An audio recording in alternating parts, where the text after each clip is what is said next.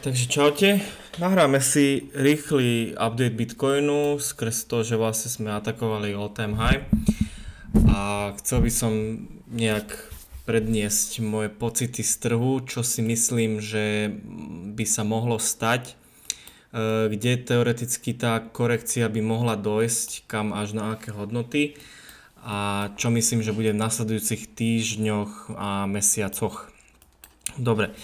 Dopredu hovorím, nie je to finančná rada, sú to len moje poznatky z trhu. Dobre, začnem weekly grafom. Na weekly grafe si môžeme všimnúť, že vlastne tu, jak bolo schválené bitcoinové ETF, to znamená tuto nejak 8. januára, sme tu mali výber liquidity knotom nad týmito highs. To znamená, toto bola nejaká posledná taká silnejšia rezistencia, kľúčový bod, ktorý nás vlastne držal v tomto vlastne na týchto nízkych hodnotách Bitcoinu skrz to, že tu sme mali veľakrát rešpektovanú tú cenu, tu sme mali vlastne nejakú tú konsolidáciu, rešpektovanú tú odmietnutie a znova odmietnutie. To znamená, že toto bol silný bod kľúčový, plus aj tu sme mali supply zónu mesačnú aj weekly, na základe ktorej vlastne prišiel ten pád smerom dole. Čiže to bol dosť silný level. S tým, že sa schválili ETF-ka na Bitcoin, tak sa vykopla tu likvidita. Prišla tu korekcia o zhruba 22%, čo je úplne zdravé v bull markete, bear markete obzvlášť, čo je úplne zdravé. Čo znamená, že vybrala sa likvidita po schválení ETF a následne ten Bitcoin tu zažil rast, kde vykopol all time high. Keď si pozrieme graf, takto si to ja vyzoomujem, aby ste to videli, dám si sem na all time high predošle si dám takto tiež čiaru. Toto si zmažeme Fibo, nech nám to tu nezavadza a môžeme vidieť, že tuto sme nezavreli s celou sviečkou nad all time high weekly. A prišiel tu ešte jeden týždeň, kde sme mali vlastne troška korekciu s tým, že tá weekly bola stiahnutá smerom hore a potom tu prišiel ten masívny rast smerom hore. To teoreticky sa teraz môže diať aj na Bitcoin, len s tým rozdielom, že jak sme vlastne breakli to all time high s touto weekly, neuzavreli sme nad tým, čiže za mňa teraz myslím si, že s tým, že sa vyklopol all time high, keď som si pozeral Bitcoin inflows, tak Grayscale za včera predal viac, jak všetky ostatné fondy kúpili, to znamená, že vytvoril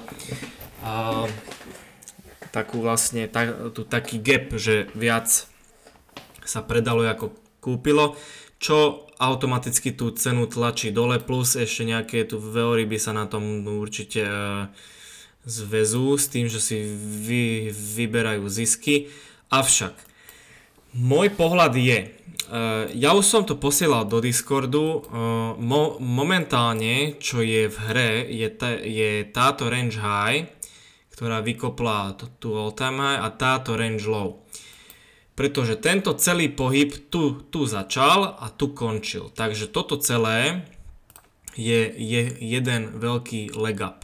To znamená, tu sme mali leg down, leg up, leg down, hop, leg up, leg down, leg up. To znamená, tento leg up celý, to znamená, toto má mesiac, 2 mesiace to má tento leg up. To znamená, za mňa teraz korekcia je možná, lenže je otázka do akých hodnôt. Mám tu zaznačenú aj weekly demand zónu, mám tu minor swing low, čo je vlastne low v range. To znamená, že tuto by teoreticky cena mohla dojsť predtým, než pôjde hore. Avšak môže dojsť až na túto hodnotu. Skrz to, že máme tu gap 1 na weekly, gap 2 na weekly.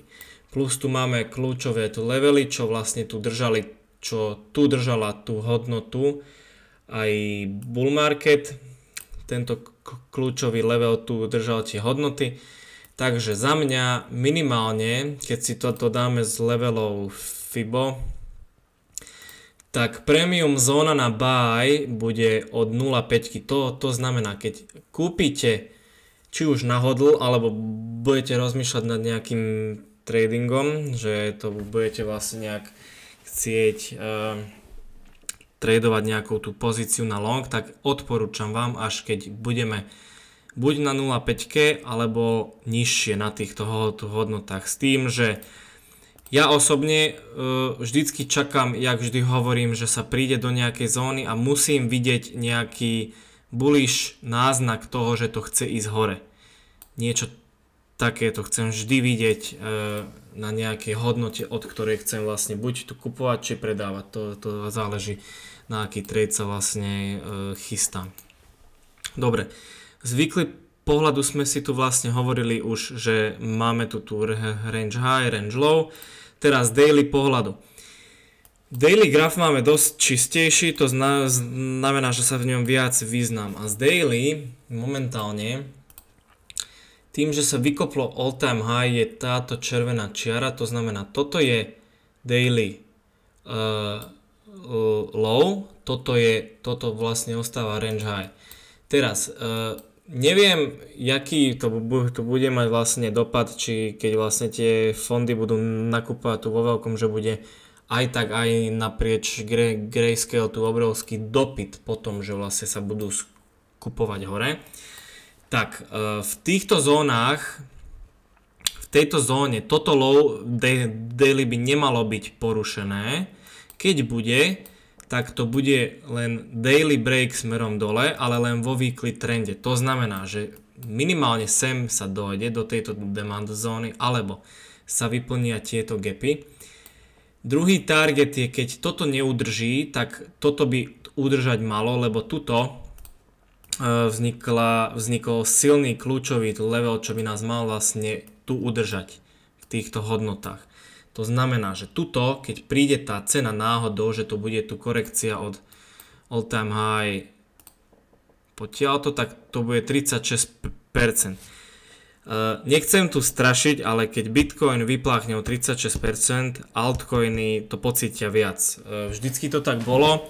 Neviem, či to bude tak aj v budúcnosti, ale zatiaľ, čo vychádzam z histórie grafov, tak vždycky napríklad, keď Bitcoin vypláchol o 20%, tak vlastne altcoiny vypláchli dvakrát toľko, takže o 40%. Takže tuto kebyže to vypláchne o 35%, altcoiny môže byť, že o 50% plus tu vypláchnú asi určite.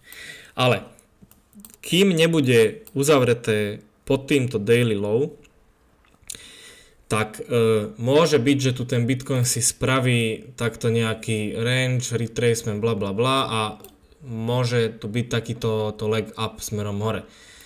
Môžete si všimnúť, že tu mám zaznačený halving na 19. apríli. Tuším, to bude nejak od 16. do 18. Z histórie, čo som si pozeral na grafe, vždycky pred halvingom alebo po halvingu prišiel nejaký pád, takže toto momentálne sedí, že môže byť. A môže byť možno až do týchto hodnôt. Tu, jak som vlastne hovoril, že toto je silný kľúčový level. Moc sa mi neverí, že toto by nás mohlo nejako držať, lebo toto je vlastne, ja to volám smart money koncept trap pre buyerov, to znamená, že pre nakupujúcich, s tým, že myslia si, že toto je nejaká silná demand zóna a hneď si sem dajú vlastne tu limitky, alebo tu budú chcieť vlastne kúpiť s tým, že trh sem možno príde. Možno sem príde, a tu naznačí na malom tu časovom rámci niečo také, čo chcem vidieť aj ja. Ale skrz to, že tu je likvidita a silnejší kľúčový level je tu dole, plus keď prídeme na túto hodnotu, ja to chcem vidieť na 4 hodine toto. Keď to budeme vidieť na 15 minúte alebo na hodine, tak to není pre mňa platné skrz to, že sa vlastne tu držím vyššieho časového rámcu, tak to chcem vidieť minimálne na 4 hodine, no toto. Keď to neuvidím, tak to není za mňa platný trade na obchodovanie smerom hore. Dobre, zo 4 hodiny, keď si prepnem 4 hodinu, tuto vidím už čistejšie ten graf s tým, že vlastne tu, jak sa vybrala likvidita all time high, tak sme tu ešte mali takýto vlastne takúto rally smerom hore, ale môžeme vidieť, že to volume už tu nebolo také silné, jak tuto vlastne, keď tu volume bolo tu obrovské, tu sme mali range, zase obrovské tu volume. Liquidity sweep, to znamená vykopnutie lows, následne retrace, ale tu už to volume bolo slabšie.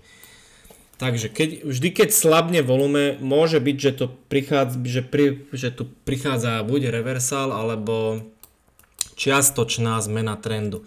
Reversal je, keď sa zmení trend úplne, že sa toto breakne a máme tu silný downtrend a môže to breaknúť aj toto low. Alebo čiastočný reversal, to znamená čiastočný je, že nebreakne sa daily low, v tomto prípade prídeme tu len na nižšie hodnoty a tu príde už automaticky nejaký reversal znova smerom hore a by sa mohlo pokračovať hore.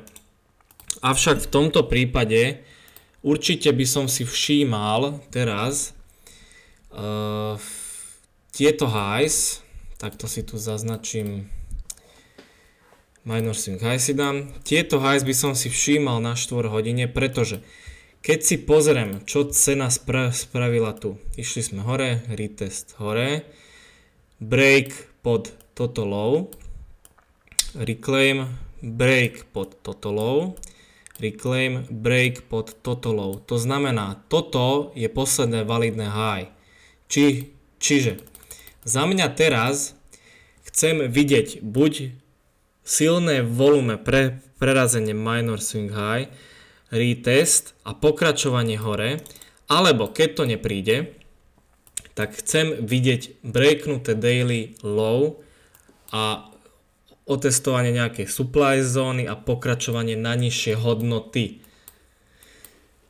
V tomto prípade, ja už som hovoril v minulom videu, keď sme vlastne naposledy som točil video, tuším pred týždňom alebo týždňom a pol, kde som vlastne vysvetľoval, jak nakupovať v bull markete, jak predávať a brať zisky, kde som hovoril, keď bude daily low prerazené, tak ja osobne v nejakých prípadoch už berem zisky alebo vystupujem z hodl portfólia, to znamená. Teraz toto je daily low. Aspoň takto to vyzerá a tak si myslím, že to je daily low, keďže tento knot je ako low a spôsobil uzavretie daily nad all time high. Čiže toto je daily low a chcem vidieť, aby sa to prerazilo dole, aby som uzavrel všetky hodl portfólia.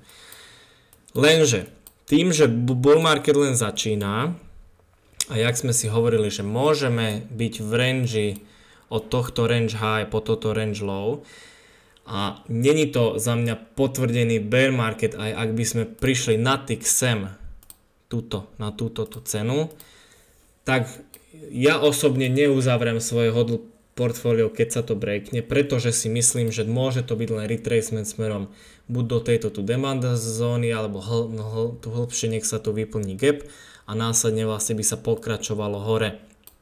Takže ja osobne budem len prikupovať, či už altcoiny alebo aj to Bitcoin, keď uvidím zmenu trendu, či už v tomto demande alebo na nižších hodnotách tuto. Keď sa breakne, nedaj Bože, range low a uzavre sa pod ním, čo si nemyslím, že bude, ale ak by náhodou, tak z mojej stratégie to je to, že ukončujem všetky hodl portfólia. Či už na altcoinoch alebo na Bitcoine, pretože čo robí Bitcoin, to robia vlastne altcoiny. Ale ja osobne si nemyslím, že sa breakne toto range low. Myslím si, že príde tu maximálne buď nejaký liquidity sweep, či už tohto daily low, alebo týchto vlastne equal lows, plus maximálne by sa mal tu otestovať tento kľúčový level a vyplniť sa gap tuto na weekly grafe. Keď si tu zaznačím, aby som vám to ukázal, že kde sú gapy, Sekundu, toto si zmažem len. Tak môžeme si všimnúť, že gap 1 je tuto. Fair value gap. Tu je druhý gap. Tu je tretí gap. To znamená, tu máme 3 gapy, kde potenciálne cena môže prísť. Môže spraviť či už toto, že tu bude len knot a následný tu výkup. Môže urobiť tu knot, následný range a výkup. Alebo sem ani nemusí dojsť. Môže to rešpektovať toto daily low. Môže tu prísť toto, čo som tu nakreslil. Tu je alfa, omega, to sa prispôsobí trhu a tomu, čo ti trh ukáže. Tu nič iné není proste. Ukážeme si ešte total market capy. Skrz to, že toto bol vlastne tu výber liquidity, jak som hovoril, all time high, neuzavreli sme nad, čiže táto tu korekcia je validná s tým, že automaticky veľa ľudí to vyberá zisk skrz toho, že tu čakali určite či už inštitúcie alebo Grayscale, Bitcoin Trust, čo teraz vo veľkom predáva, tak predáva, pretože nakúpil na nižších hodnotách. Teraz keď si dáme total market cap, to znamená, že celý krypto total market cap tu ešte nedosiahol all time high. Ale sme v dosť silnom kľúčovom leveli tuto. Dosť silnom kľúčovom leveli sme, kde tiež je tu validný ten retracement, čo znamená, je to validná korekcia, len je otázka do akých hodnot. Keď si dám graph daily, znova, tu máme daily low, toto daily low by malo za mňa tiež udržať, keď to udrží na Bitcoine. Keď nie, tak tu máme samozrejme aj tento kľúčový level, jak na Bitcoine. To znamená, môžem si to označiť možno takto z predošlého bull marketu až po túto cenu. Takže tu sa bavíme, že v tomto range, dám si range high, dám si range low, v tomto range by teoreticky cena mohla robiť čo chce. Tak isto jak na Bitcoine. Môžeme dojsť sem, tu rangeovať, ísť hore, môžeme takisto tu vyplniť čiastočne gap a ísť hore. Môžeme ísť úplne a sem tu rangeovať a tu potvrdiť tu uptrend znova a ísť hore. Môžeme aj preraziť to dole a tu konsolidovať. Neviem, ja sa tomu prispôsobím, keď tomu ten graf príde a budem vlastne pozerať, čo ten graf robí.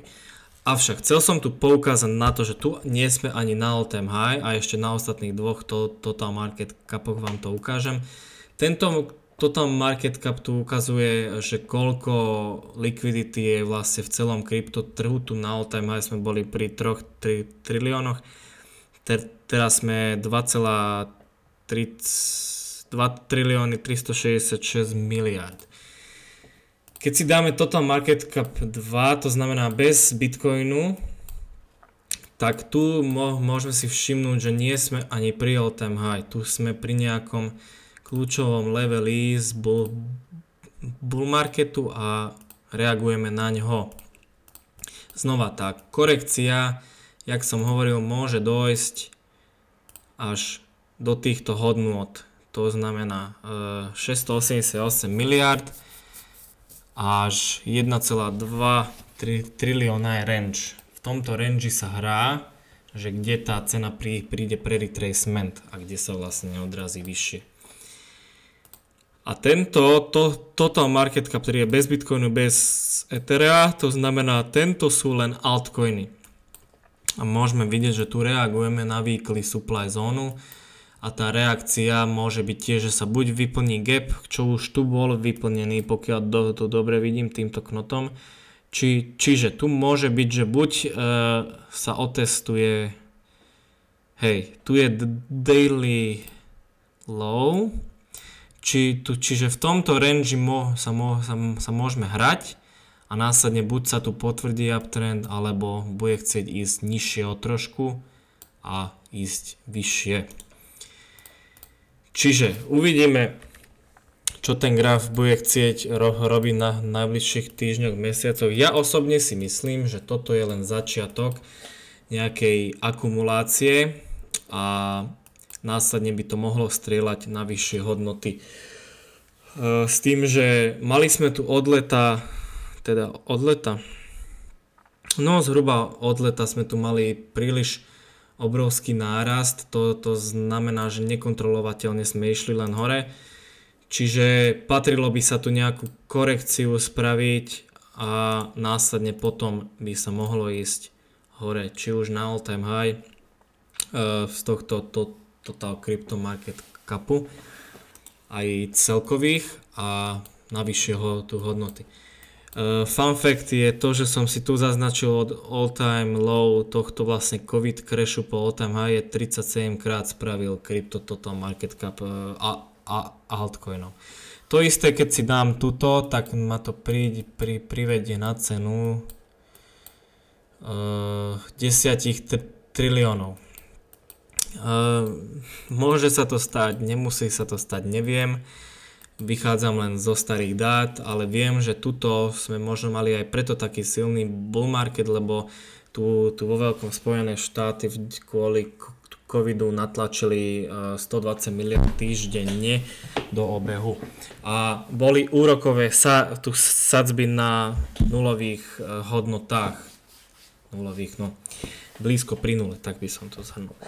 Dobre, čiže teraz si všímať tento range, jak tuto, keď si dáte weekly graf, ľahko si zaznačíte ten range, pretože berete jak high, tak poslednú weekly červenú sviečku. To je váš range, keďže toto celé je jeden leg up. Teraz potrebujeme leg down a uvidíme, že či sa ten leg down zastaví niekde tu, alebo bude chcieť ísť hlbšie. Dobre. Tu mám bodečky, to som nechcel, to necháme. Dobre, na Bitcoine to isté. Na Bitcoine tiež tento range si všíma tohto weekly low po toto weekly high. Dobre, to by bolo všetko k tomuto videu. Držte sa, čaute.